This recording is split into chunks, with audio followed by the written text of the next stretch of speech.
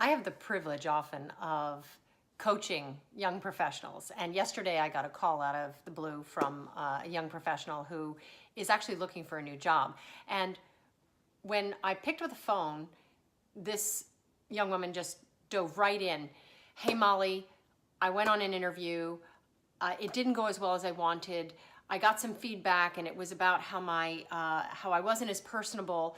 While my credentials were all excellent, I wasn't as personable. I didn't come across as personably as they had hoped for the sake of the job.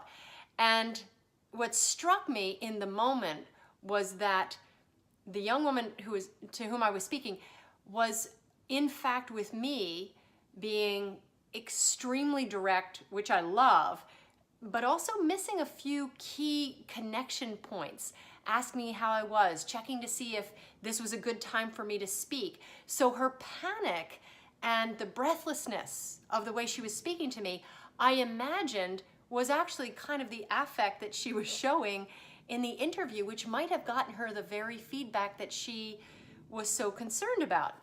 So I pointed out to her, I said, I have some feedback, I have a suggestion for you, would you like to hear it? And she said yes, and she actually said sure, and I decided to take that as a yes.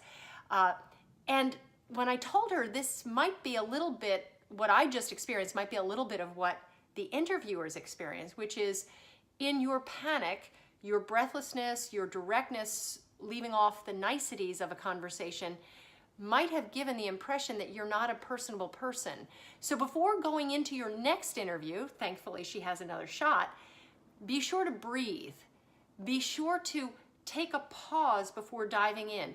Be sure to check in with the person to whom you're going to be speaking about them as a person and them as a human being prior to diving into the meeting. You don't have to take a long time, but a few quick, how are you? Pleased to be here. Thanks for having me.